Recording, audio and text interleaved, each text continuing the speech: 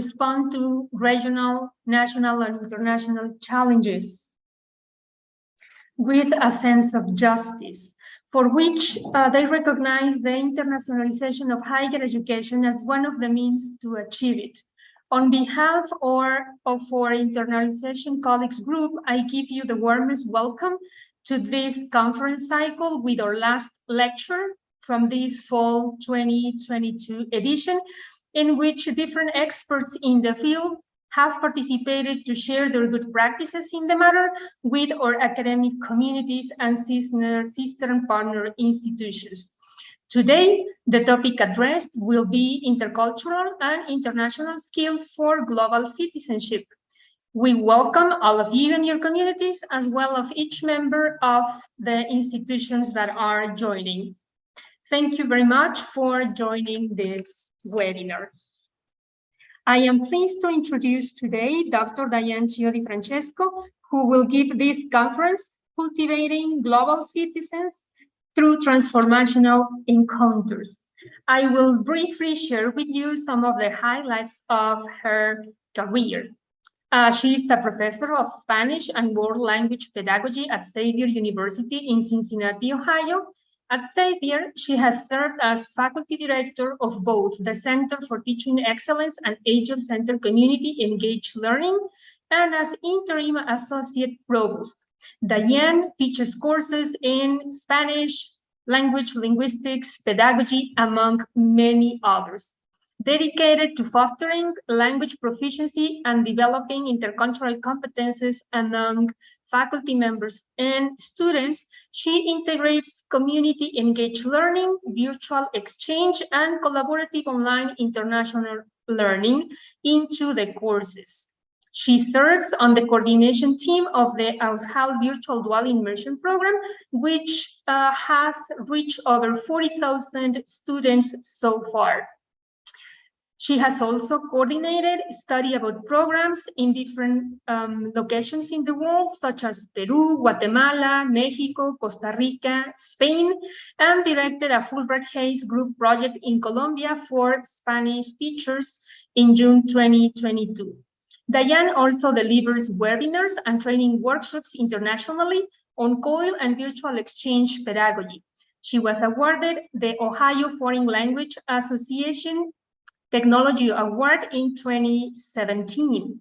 She has also published articles in Spania, Foreign Language Annals, The Language Educator, Internet Journal of Allied Health Sciences, Journal of Community Engagement and Higher Education, Journal of Higher Education Theory and Practice, and the list goes on. Diane and her co-authors have recently published 2 Spanish language textbooks entitled Experiencias, incorporating social justice themes with an international and learner-centered approach. Her research interests include intercultural communicative competence, telecollaborative virtual exchange pedagogy, COIL, second language acquisition, world language pedagogy, immersion, etc. Diane, I now turn it over to you for the conference. Welcome. Thank you so much, Xochitl. And thank you everyone for being here. I'm going to just share my slides and my screen, and we can get started. Here we are. Can everyone see okay? Wonderful. So notice what I did to the title because we had the title as Cultivating Global Citizens Through Transformational Encounters, which is true. But since most of my work is on virtual encounters, not all of it, because I also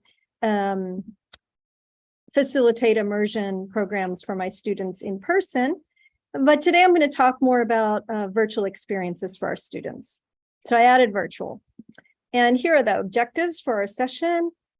We're going to define the concepts of global citizenship and transformational learning, and then situate the necessity for these global encounters in our current realities. And finally, we'll examine some models and best practices for virtual global encounters. So let's start with global citizenship. How is it defined? And talk about then how we can cultivate these encounters successfully. So global citizenship is multi-dimensional. It has an overarching intersection of these three dimensions that I list here: social responsibility, global competence, and global civic engagement. And this is based on the work of Murray and Ogden in 2010. So briefly, I'd like to talk about each of these three dimensions. The first one is social responsibility. And that is the perceived level of interdependence and social concern for others, for society, and for the environment. So students would evaluate social issues and identify instances and examples of global injustice and disparity. And that's described in Falk 1994 and Lagos 2001. And students also examine and respect diverse perspectives and construct an ethic of social service to address both global and local issues. That's from Noddings 2005. So the dimension of global competence, that's described as having an open mind while actively seeking to understand another's cultural norms and expectations, and utilizing that knowledge to interact effectively outside of one's own comfort zone or cultural norms. And that definition is based on the summary and body of work of Darla Deerdorf, beginning in 2006, where she tried to create this overarching model of global competence. Deerdorf also says that students demonstrate self-awareness, intercultural communication skills, and attitudes necessary for successful intercultural encounters. Global civic engagement is described as the demonstration of an action or a predisposition toward recognizing local and global community issues. Students who are civically engaged in service, activism, or community advocacy.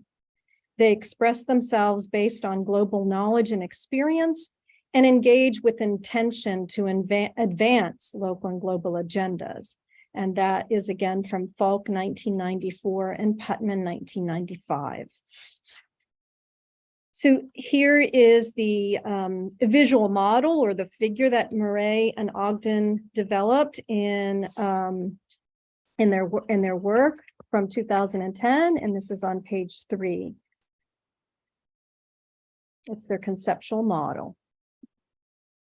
So now let's take a look at what is transformative learning, and then we'll tie all this together. So transformative learning is this, it refers to making meaning out of experiences and then questioning assumptions based on our prior experience. Students' habitual expectations are the product of their experiences, and it's those expectations that are called into question during a transformative learning experience. And this comes from Cranton 2016. We're going to talk more about how important this is to our global encounters.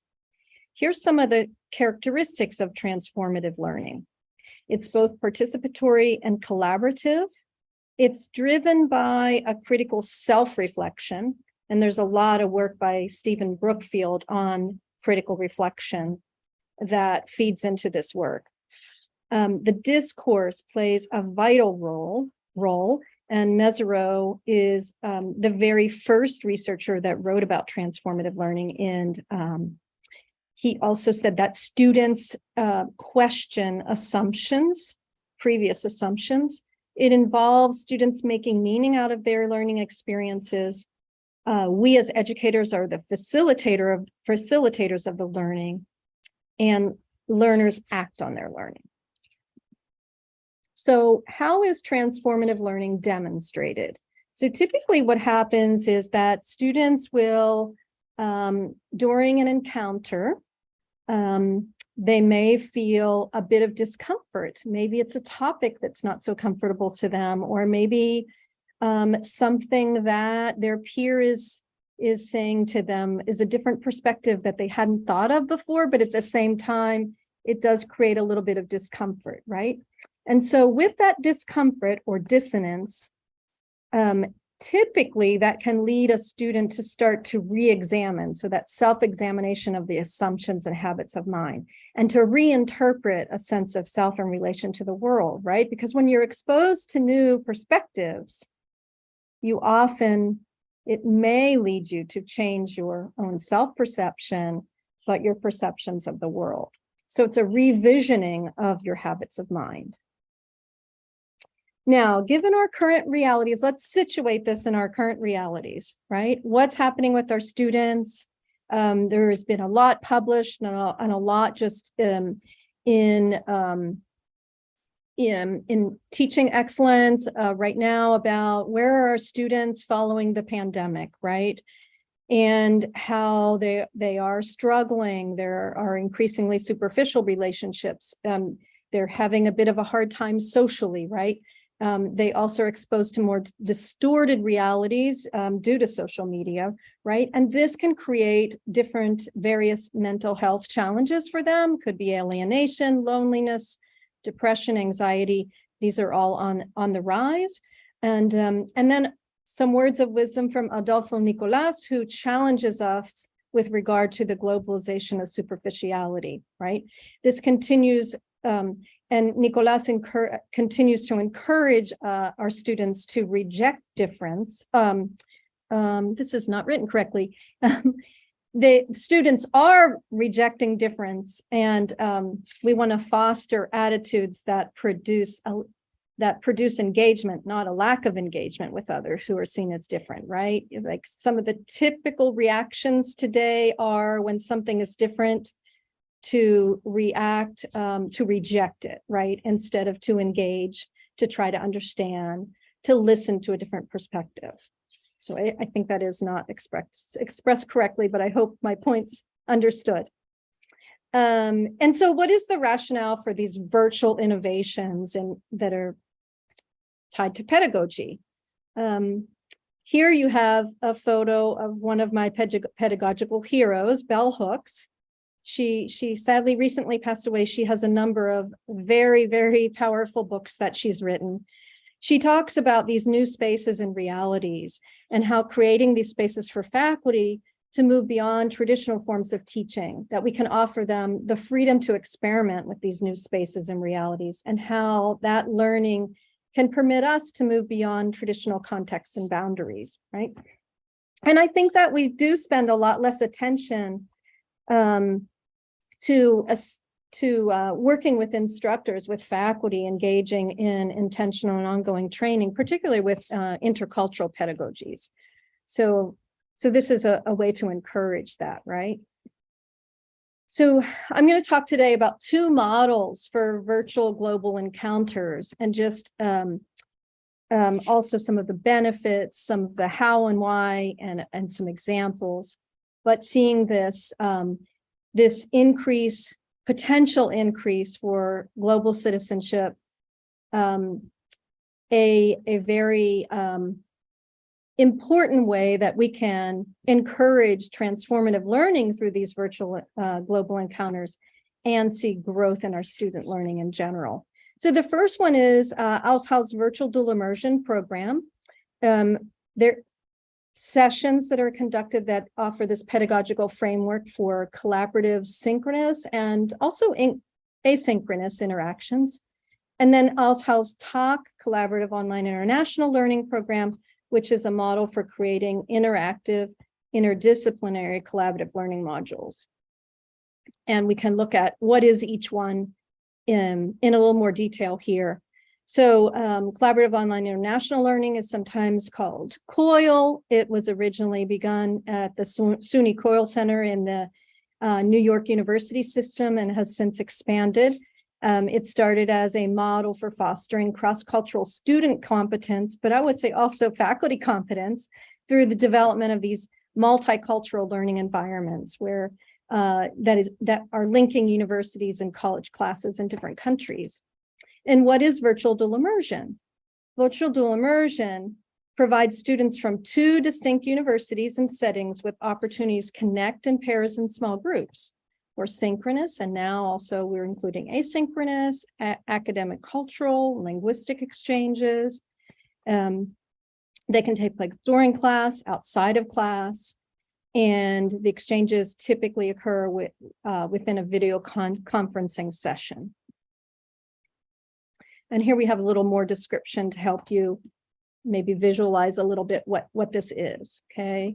COIL being COIL and VDI being applicable to any discipline, customized to fit the mission, culture, and learning outcomes.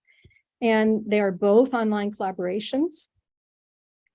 They're virtual, they're cultural academic exchanges. VDI could be a singular session, it could be a series of interconnected sessions. And the difference is that the COIL model is a little bit more complex in that it's a number of tasks that are interconnected leading up to a final project. And so all of the tasks are interrelated. But both models work from the standpoint of could be conducted in English, could be conducted in multiple languages, could be a language exchange. It could or could be conducted entirely in Spanish. You know, so different languages can be involved. There are asynchronous and synchronous components, and students could be meeting outside of class time, during class time. So there are multiple applications. Now, I really liked being able to look at taking the characteristics of what is transformative learning, and then looking at both models as telecollaboration, which they both are, and how do they fit so nicely into this transformative learning model. And so we've already talked about the characteristics of transformative learning. So let's look on the right at telecollaboration. How does it fit under those characteristics?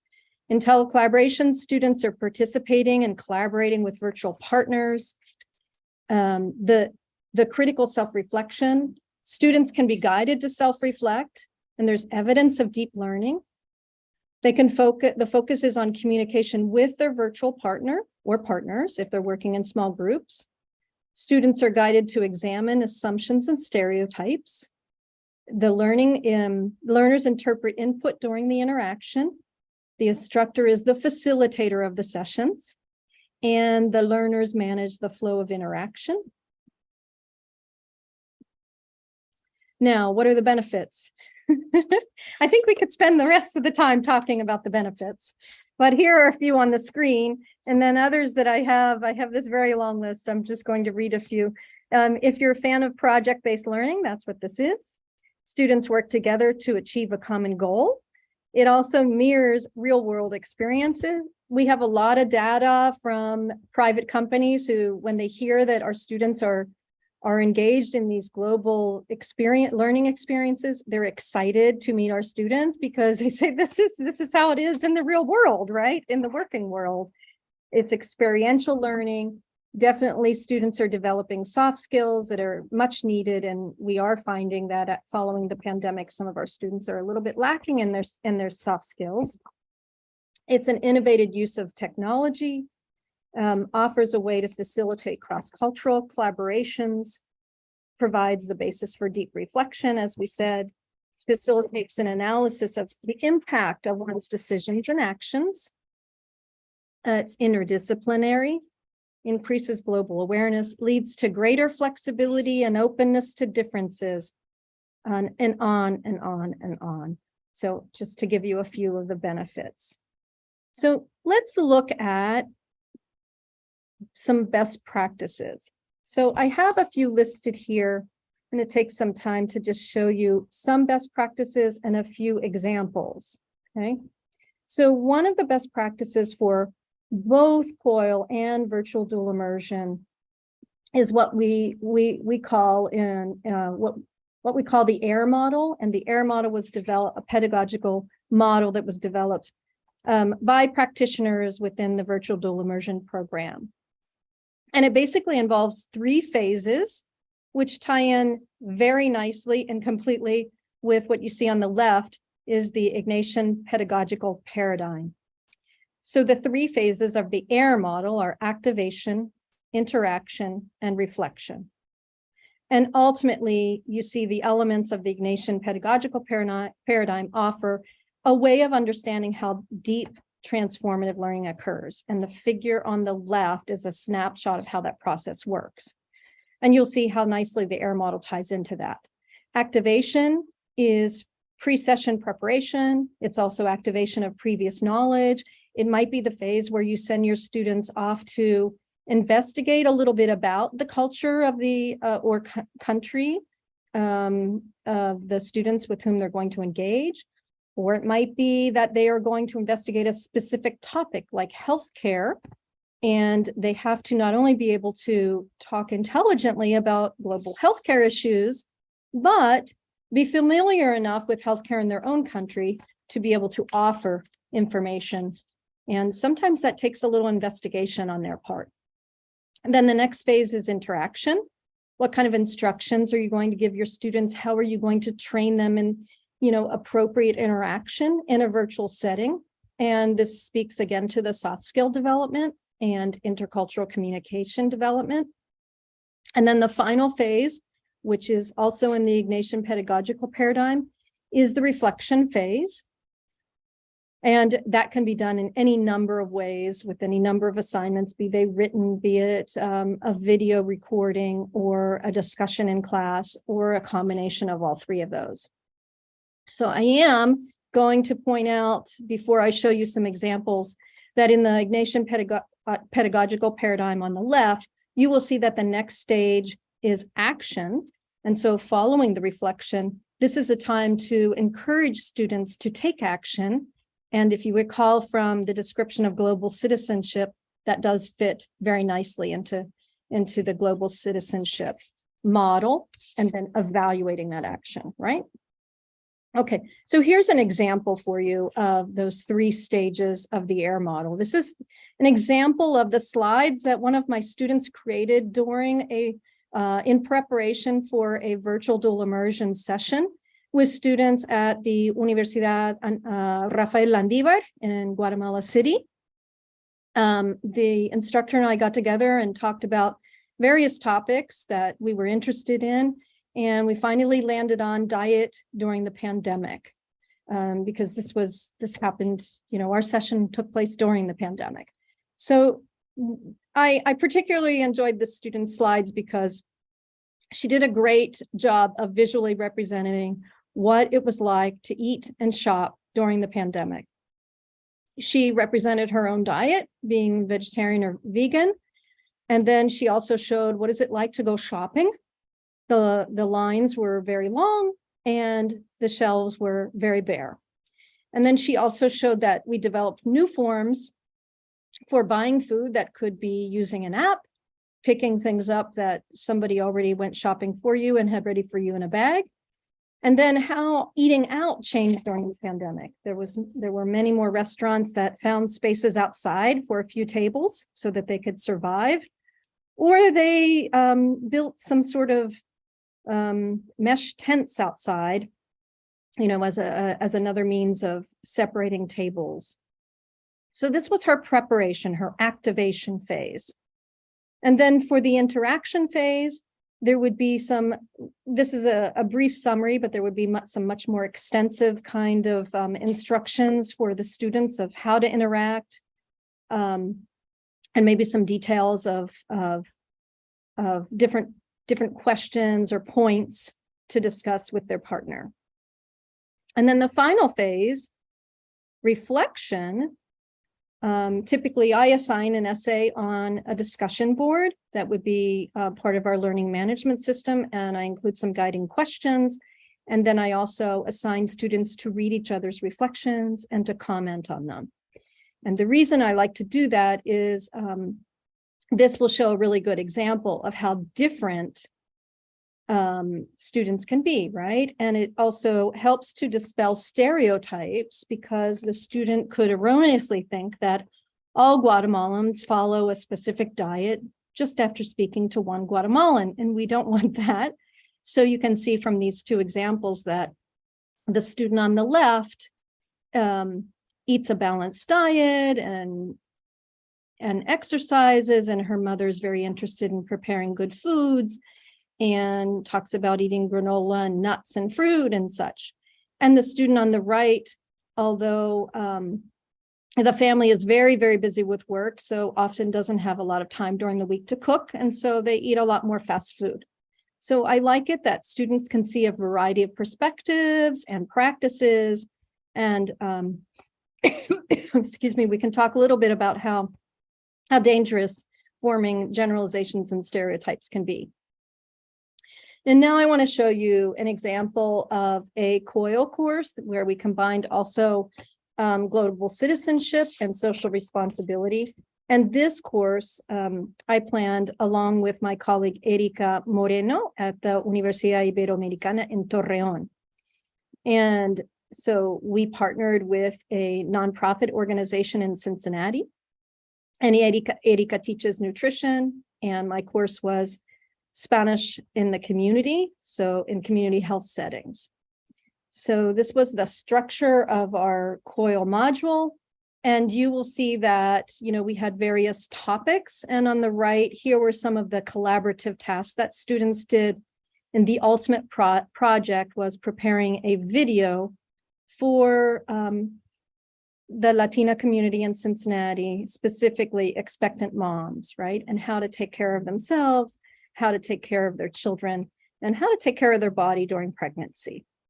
So students did, you'll see a few examples of their collaboration here. They did an icebreaker activity where they got to know one another, and they basically just exchanged emails in small groups with photos and a description of themselves. So it was very low tech.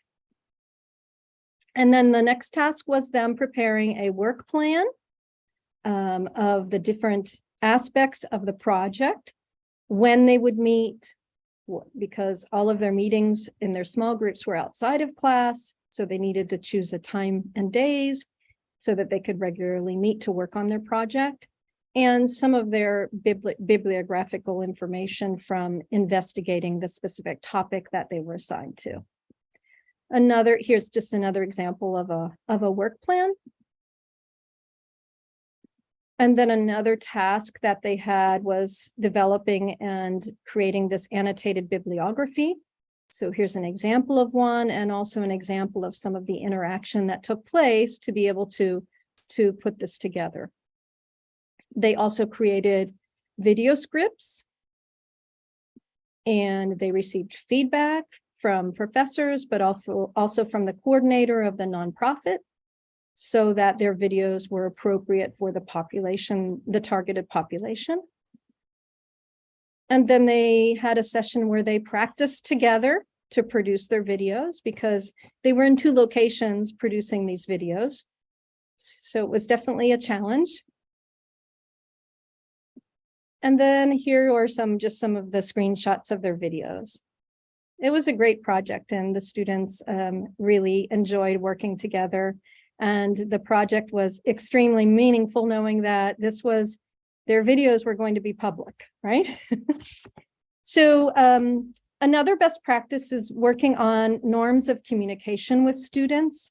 This is very important to make sure that the sessions are successful. Really basic things like telling students to activate their camera, because being able to see one another is really important. And to make eye contact if possible, to avoid distractions. So if you typically have messages flying onto your screen all the time, you might want to turn those off. Or if you have your phone dinging and distracting you, just try to reduce those distractions. Another really big one for students, to encourage them to ask questions and to be curious, because that's how we learn from one another. And students sometimes are afraid to ask questions, so we want to encourage that. And also for them to understand that when they ask questions, it's a way that they show they're interested, right? If their language is the second language of the person that they're working with or the small group, then they want to think about different ways that they can facilitate comprehension by speaking slowly, using a little less slang, and also reminding students that there are students waiting to engage with you. So that means please attend, please show up, and please try to be on time, right? So a little bit of encouraging the social responsibility there as well. And how can we facilitate this intercultural competence and global citizenship? We can encourage students to practice empathy, open-mindedness, and withhold judgment during these sessions, and also as they begin to reflect on the sessions. We can also select topics that provide for inquiry, for self-examination, especially during that activation phase, right? And for perspective sharing and making comparisons. And we can challenge students to take action and to evaluate their efforts related to strategically assigned themes. So I wanted to specifically focus here, since we were talking about encounters and engaging students. I have many reflections of my students that I have analyzed and that we've analyzed together in research groups. And one aspect that stood out to me was solidarity and kinship. So I'd like to share 4 quotes with you that seem to resonate with me as far as this theme is concerned of fostering these encounters for our students and how they can transform our students and how they can provide growth in global citizenship. So the first one is having the opportunity to talk to someone who can give me a new perspective on the current situation. I find it interesting to hear their own personal approach, finding similarities between cultures and finding common ground.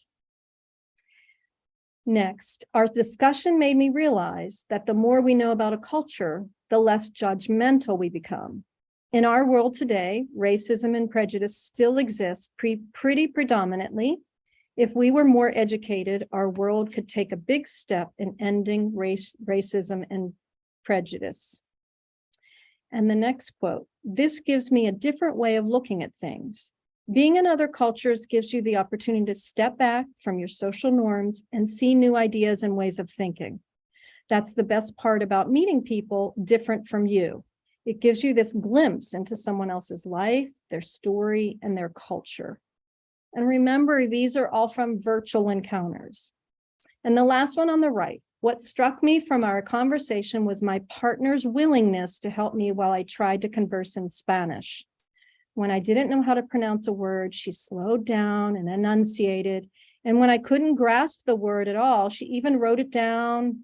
This was before we had Zoom. So she held it up on a piece of paper onto the screen. This gave me a little taste of what it must be like to come to the US, you know, and have a language barrier that you have to deal with and struggle with. So you see the example also of empathy there. You see examples of withholding judgment. You see examples of looking at the world from a different perspective, right? So how are these transformative encounters? The global issues are brought to a more personal level when students are connected to a real individual. And so the dialogic encounters foster this collaborative culture, which often opens students' eyes to the impact of their local decisions on realities of global citizens.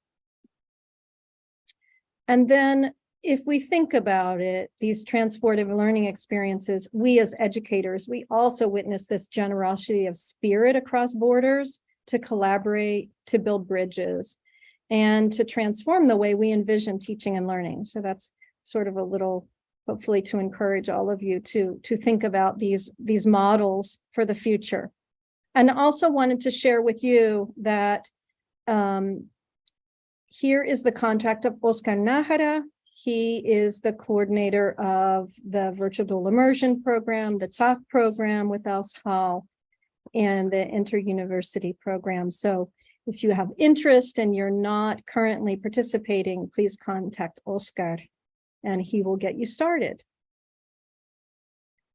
And that's all I have as far as our slides, but I would love to entertain any questions or any kind of discussion that you want to engage in based on what we saw on the screen here.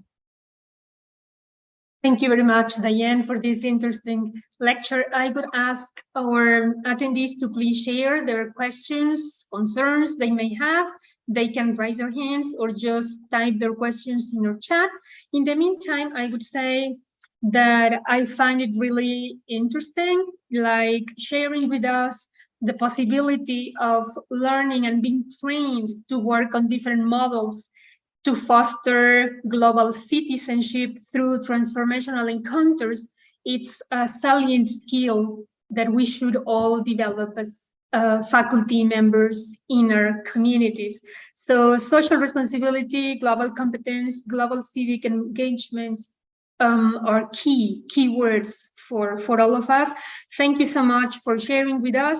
And it is very important to say, as we said in the beginning, Diane is the person who is training us for all of this. So if you want to learn a little bit more on any of the models, you can contact Rich or colleague Oscar Nájera, and then he will help us develop any training workshop you may need if you want to join this learning community. Thank you so much. So let's see if we have any questions over here in our chat. Okay, our colleague Karina requests help, please, to share. Please answer the evaluation survey we have here. We have the link. And let me see. Olivia Quiroz from Ibero Puebla. Thank you, Diane. Always interesting to hear and learn from you. How to distinguish and address the relationship between transformative learning and the different generations that coexist in universities? I think that's an interesting topic, right? And I think we experience that every day in the classroom, unless we are the same age as our students, which I'm not, but so this topic is so important with any kind of engagement, whether it's cross-cultural, diverse cultures and cross-generational, right? And the one thing that we train our students in is active listening, right? We really want students to be able to listen carefully and then take a minute to, take in that perspective, withhold judgment. And those are really key attitudes and skills that contribute to global competence and also can be applied across generations. I hope that answers your question. Thank you very much.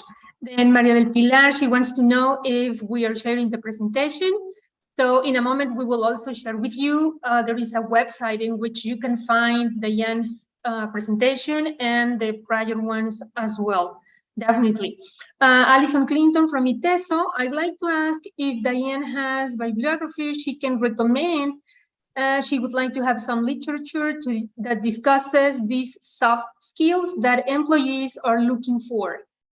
Absolutely, Allison. I think that more and more folks are collecting this type of data from private companies and nonprofits so that we can connect what we're doing in the classroom and what we're doing with experiential learning and how that connects to authentic learning in the real world, right? Thank you so much. Then we have Ceci from Ibero León. She's sharing the link to the website where you can check all the prior webinars. And let me see, do we have any other hand or question over here?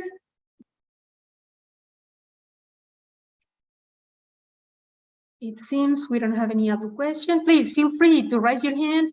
Go ahead, Ceci. Thank you. And thank you, Diane, so much for your talk. I have two questions, actually. The first one is, I was very interested in the COIL you did with Ibero Torreón and that you involved the nonprofit.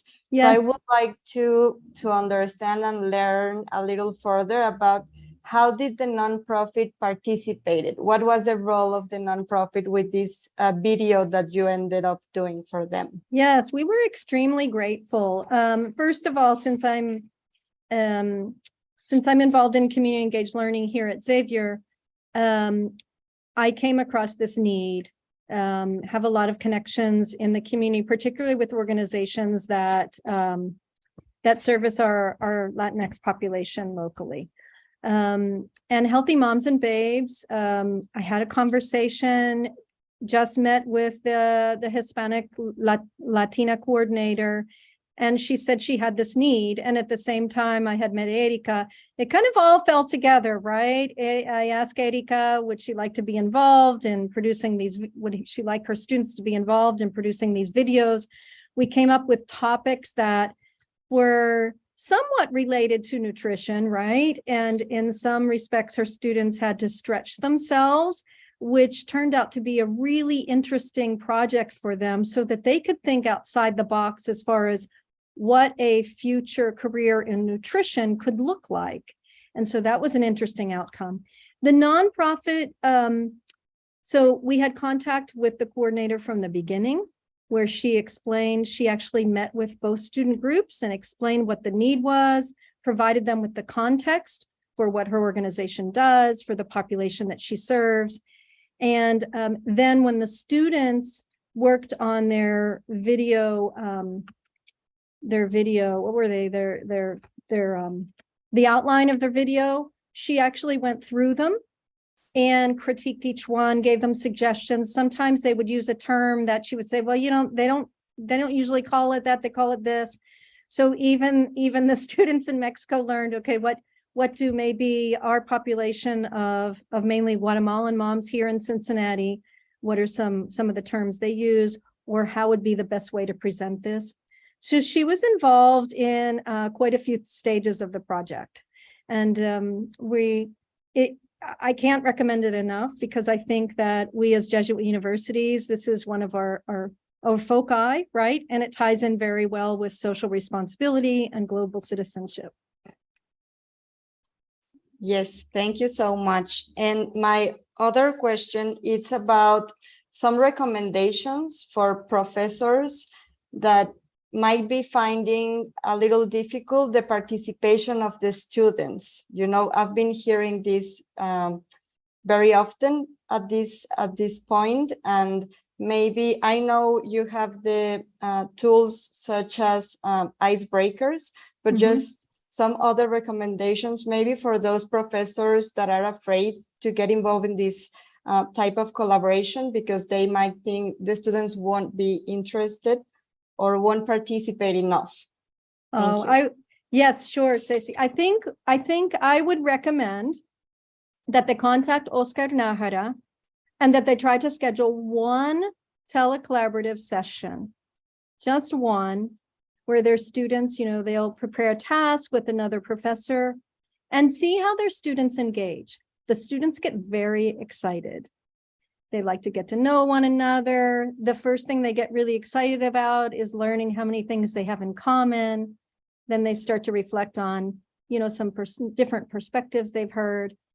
But once the professor sees how excited the students are and how they don't leave the classroom, they want to keep talking. And when the session ends, then they excitedly talk to each other about what they learned. When you as an educator see that spark of motivation and interest in the students, I think that you'll get excited to do more. Thank you so much, Diane. Then we have Monica Gonzalez from Ibero Puebla. Greetings, I have a question. How can we stimulate the interest of students for virtual and co-ed programs? That they're tired of mentally engaging virtually. I do think that hopefully students are getting a little reprieve depending on your academic context, right?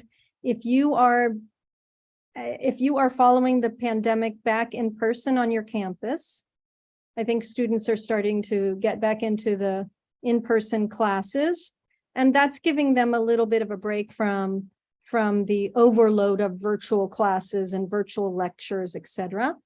And the other thing is that this is a little different than just clicking on a link to hear a professor give a lecture, because they're actively engaging with others, they have specific tasks, and many times they get to use a fun technology application to create a product.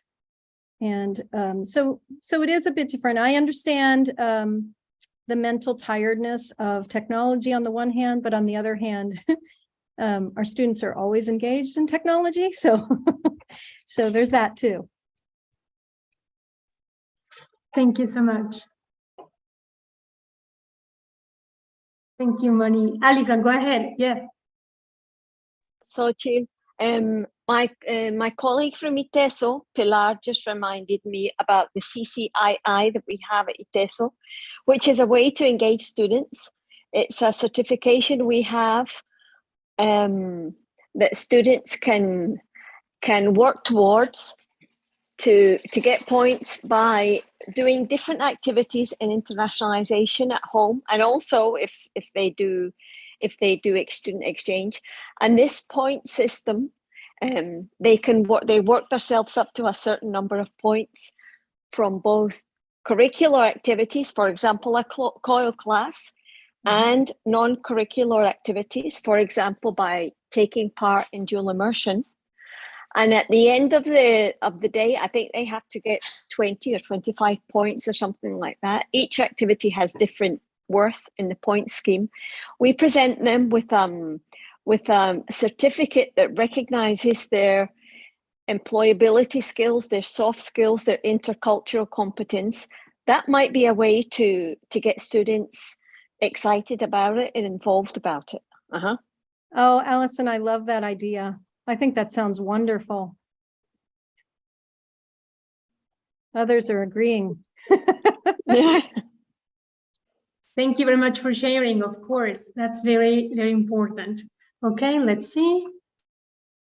Well, it seems we don't have any other question over here. Let's check hands. Anyone else? Okay, then.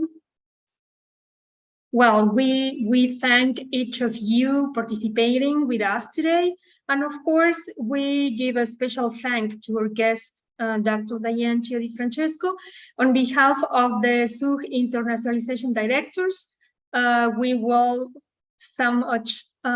we're so happy to award this, let's say, virtual certificate that you will get by means of email, but we have this certificate for you to appreciate your keen collaboration.